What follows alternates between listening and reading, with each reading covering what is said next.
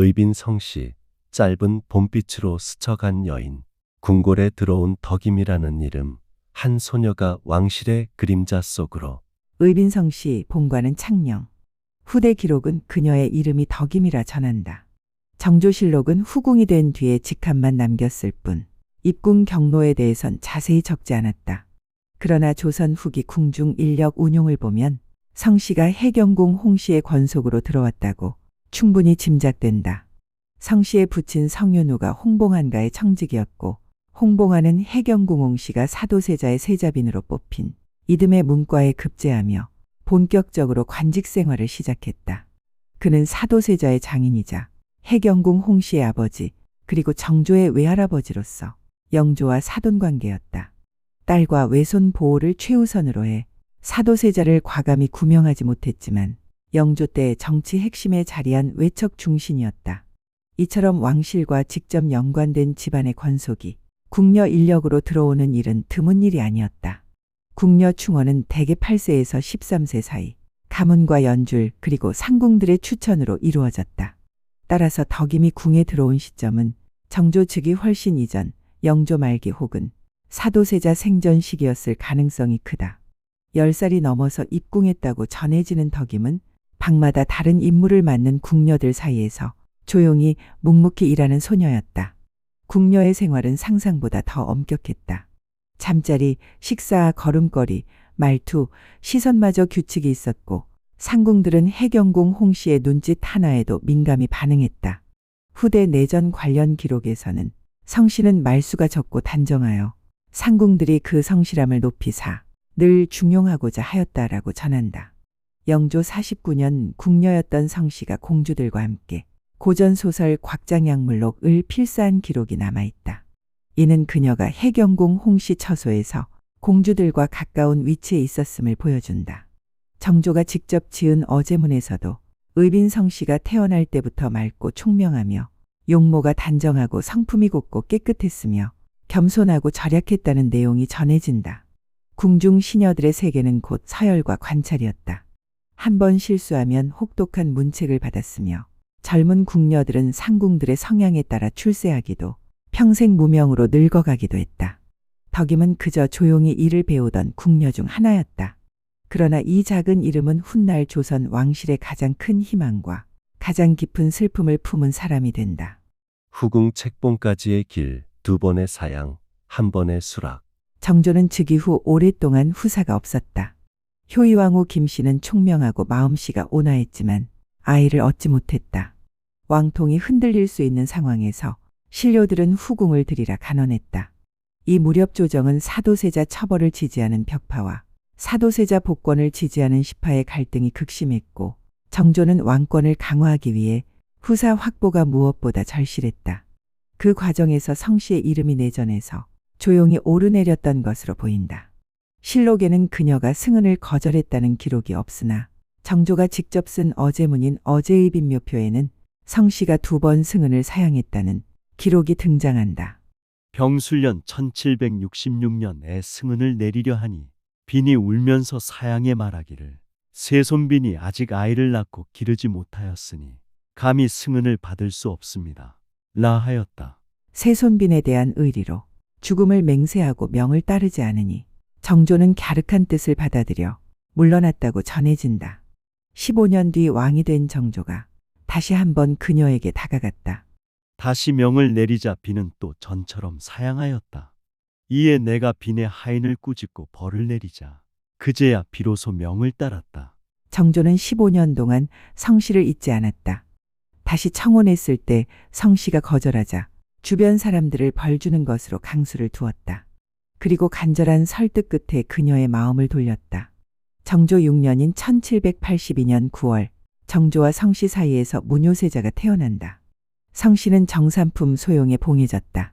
정조 7년 2월에는 소용 성씨에게 의빈이란 칭호가 내려졌다. 소용 성씨에게 의빈의 칭호를 내린다. 정조는 필요한 말만 짧게 기록하게 했고 내전의 분위기는 크게 흔들리지 않았다. 효의왕후는 사적 감정보다 왕실의 안정을 우선시하는 인물이었다. 실록은 그녀의 감정을 기록하지 않지만 반대하거나 불쾌했다는 흔적조차 없다. 실록과 각종 행장 기록을 보면 효이왕후는 의빈 성씨를 매우 아꼈으며 의빈이 낳은 무뇨세자를 친아들처럼 사랑했다는 기록이 일관되게 나타난다. 투기하거나 갈등을 빚었다는 기록은 전혀 없다. 어찌되었든 황윤석의 이재난고에 덕임이라 기록된 그 궁녀는 정조의 유일한 사랑 의빈 성씨로 살아가게 된다. 무뇨세자의 탄생, 왕조가 바라본 마지막 큰 희망. 정조 6년인 1782년 9월 7일 새벽, 성씨는 아들을 낳는다. 이 아이가 바로 무뇨세자다. 실록은 정조의 기쁨이 다른 어느 때보다 컸다고 기록한다. 신하들이 경사를 기뻐하는 마음을 아뢰었더니 정조는 비로소 아비라는 호칭을 듣게 되었으니 이것이 다행스럽다. 고하였다. 정조실록 정조 6년 12월 상이 매우 기뻐하여 후정의 예로 의빈 성씨를 대우하게 하였다.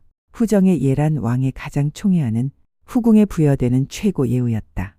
이는 성씨가 단순한 후궁이 아니라 왕통을 잇는 어머니로서 그 위상이 공고해졌음을 보여준다. 무뇨세자의 탄생은 정조에게 정치적인 동시에 사적인 희망이었다.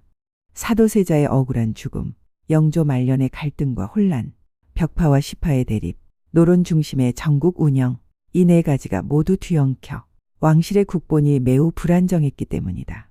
그런 상황에서 태어난 세자는 벽파 세력의 왕권 약화 시도를 무력화시키고 정조가 추진하던 사도세자 복권 사업과 탕평책을 안정적으로 밀고 나갈 수 있는 가장 강력한 정치적 기반이었다.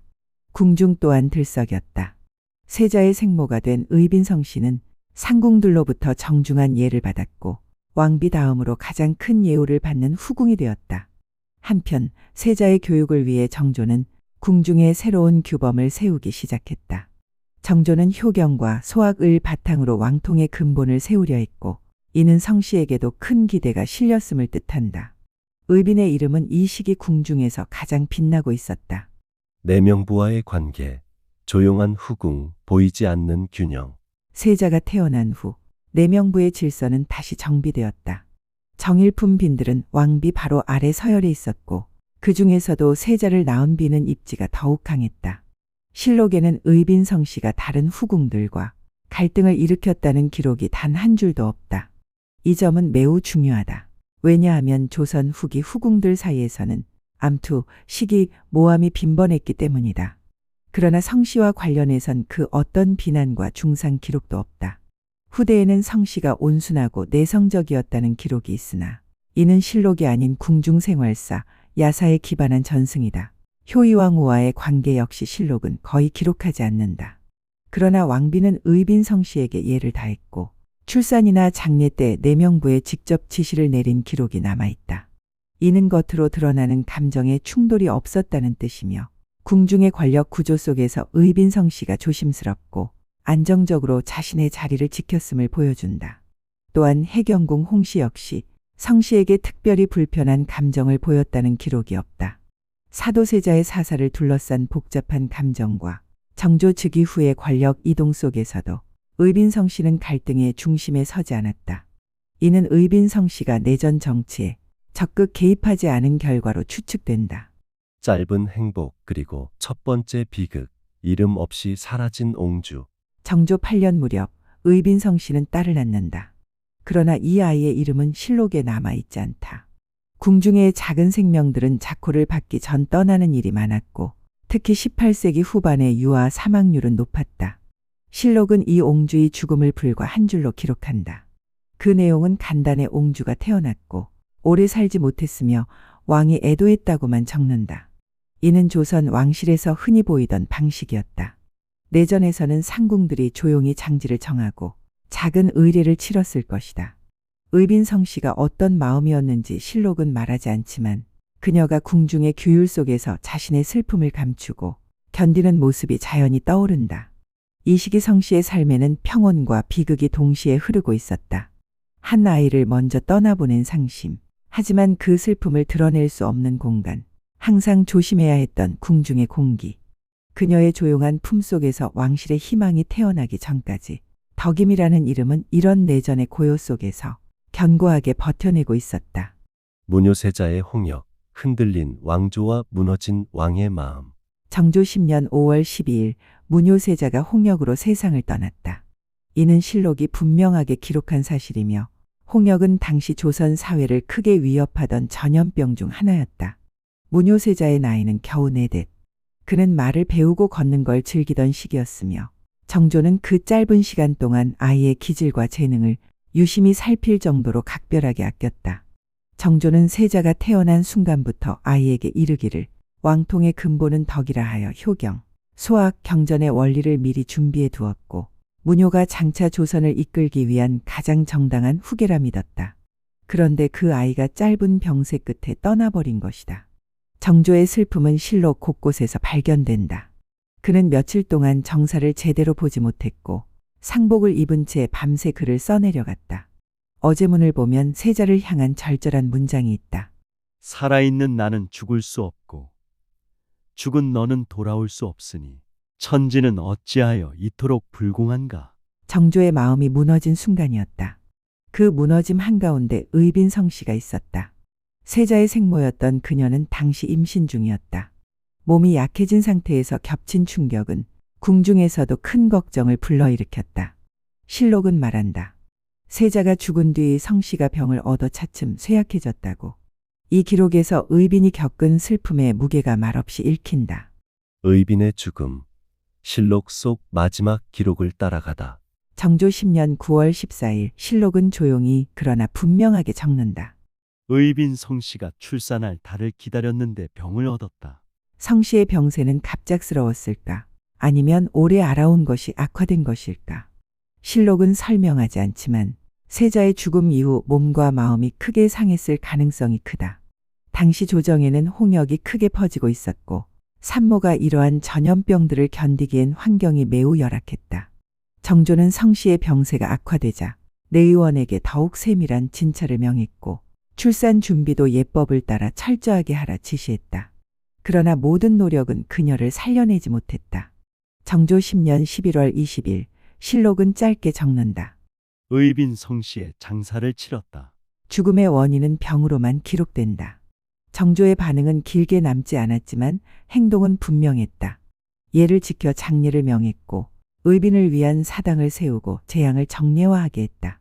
일부 야사에서는 독살설 혹은 내전 권력 투쟁설을 언급하지만 실록에는 독살로 의빈을 해하려 했다는 기록이 없고 소문 수준으로만 전해지고 있다. 실록은 성씨가 병으로 죽었다고 명확히 말하며 왕이 예를 다해 장사 지냈다는 점을 강조한다. 그녀의 죽음은 내전의 조용한 슬픔 속에서 정조와 왕비, 상궁들에 의해 예법대로 치러졌다. 효창원 왼쪽 산등성이 남겨진 자리. 사라지지 않는 정조의 마음.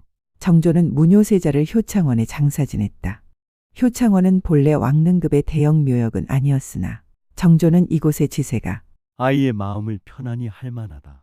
라 여겼다고 전해진다. 세자를 떠나보낸 지 얼마 지나지 않아 의빈성 씨가 세상을 떠났다. 정조는 그녀를 세자의 묘역 가까이에 묻도록 명했다. 실록은 효창묘 왼쪽 산등성이에 의빈성 씨를 장사 지냈다라고 분명히 적는다. 이는 왕이 직접 결정한 장지였다. 사실 조선 왕실은 후궁을 세자 가까이에 묻는 관례를 특별히 두지 않았다. 후궁의 장지는 보통 서삼릉, 영우원 등 독립묘역이나 각각의 후궁원에 따로 조성되었다. 그러나 이 경우만큼은 정조의 깊은 마음이 반영된 것이다. 세자에 대한 그리움, 세자의 생모를 향한 애틋함, 그리고 한 시대를 함께 견뎌낸 덕임이라는 여인을 향한 조용한 연민. 그 감정은 실록에 길게 담기지 않지만 장지 배치 하나로도 충분히 읽혀진다. 무뇨세자와 의빈의 묘는 가까운 거리로 전해지며 현재도 그 자취가 남아있다. 궁중 상궁들은 의빈의 장례와 빌례를 예법대로 치렀고 효의왕후는 왕비로서 의례 전반을 감독하며 그 죽음을 가벼이 여기지 않았다. 왕비 역시 왕통을 잃은 어머니의 아픔을 이해하고 있었던 듯했다. 궁중에서도 이 장례는 조용한 울림을 남겼다. 무뇨세자와 의빈성 씨. 한 시기를 밝히고 한 시기를 무너뜨린 두 이름이 이제 같은 바람 속에 나란히 잠들게 된 것이다. 의빈궁에서 칠궁까지 뒤늦게 빛난 이름. 의빈성 씨가 세상을 떠난 후 정조는 내전의 예에 따라 의빈을 위한 재앙 공간을 마련했다. 이 공간은 의빈궁으로 불렸다. 다만 이 명칭은 정조 때 실록에 등장하는 공식 명칭은 아니다. 궁호는 후대에 정리되면서 붙은 이름이다. 고종 광무 연간에 왕실 사당 제도가 정비되면서 육상궁을 중심으로 여러 후궁 사당을 묶어 부르던 이름이 1898년 광무 2년에 공식적으로 칠궁이라는 명칭을 갖게 되었다. 의빈궁 역시 이때 칠궁 제양에 포함되었다가 1908년 대한제국 말기 칠궁에서 제외되었다. 학계에서는 칠궁에서 제외된 이유로 무뇨세자가 일찍 죽어 왕위에 오르지 못했고 칠궁의 제양 대상이 왕을 낳은 후궁으로 제정이 되면서 제외되었다고 추정한다. 이후 일제강점기와 해방을 거치며 묘역 정비가 이뤄졌고 의빈의 묘는 현재의 서삼릉 후국 묘역으로 이장되어 현재에 이른다. 의빈 성씨의 생전 모습은 실록에서 거의 보이지 않는다. 그녀는 권세를 부리지 않았고 내명부를 뒤흔드는 갈등을 만든 흔적도 없다. 후대 문집에서는 그녀를 온순하고 단정한 성품으로 평가하는 경우가 있으나 이는 사료가 아닌 후대 기록이므로 확실하지 않다. 하지만 분명한 것은 하나 있다. 의빈 성씨의 생은 짧았지만 그녀의 이름은 정조의 마음속에서 오래 남았다는 사실이다. 무뇨세자와 의빈 성씨의 흔적은 조선 후기 궁궐의 슬픔과 희망이 얽힌 채 지금의 재앙 공간 속에 그대로 남아있다. 의빈 성씨가 남긴 것, 조선의 한 계절 그리고 한 군주의 마음. 의빈 성씨의 생애는 화려함보다 평온에 가까웠다. 그러나 그녀가 남긴 의미는 결코 작지 않았다. 정조에게 의빈은 두 가지 얼굴을 가졌다. 하나는 왕통을 잇는 희망, 세자를 낳아 조선 왕조의 명운을 밝힐 존재였다. 또 하나는 가장 무너진 순간의 증언자. 무뇨세자를 잃고 난 뒤 정조가 받은 충격은 그의 군주로서의 삶 전체를 흔들었다. 정조는 그 슬픔을 견디며 의빈의 장례를 직접 챙겼고 사당을 마련하고 재양을 명했다. 이렇게 한 후궁에게 왕이 직접 사당을 챙긴 경우는 드물다. 정조의 마음은 슬픔을 품고도 예법을 지키고자 한 군주의 마음이었고 그 중심에 성씨가 있었다. 궁중은 늘 권력의 중심이지만 의빈 성씨의 생애는 권력의 그림자보다는 사랑받던 한 여인의 삶에 가까웠다. 왕을 흔든 것도 정치를 뒤집은 것도 아닌 아주 조용한 존재였다. 그러나 그 조용함이야말로 정조 시대의 공기, 왕실의 갈등, 사도세자 비극 이후 이어진 상은 그리고 왕통을 잃은 절망까지 한 줄로 꿰어 보여주는 상징이 되었다. 의빈 성씨, 그녀의 생은 봄처럼 짧았고 그 봄빛은 왕실의 시간을 봄꽃처럼 밝히고 다시 저물었다. 그러나 그 짧은 계절이 지나간 자리에는 정조의 사랑, 왕조의 희망과 슬픔, 그리고 역사의 고요한 울림이 남아있다.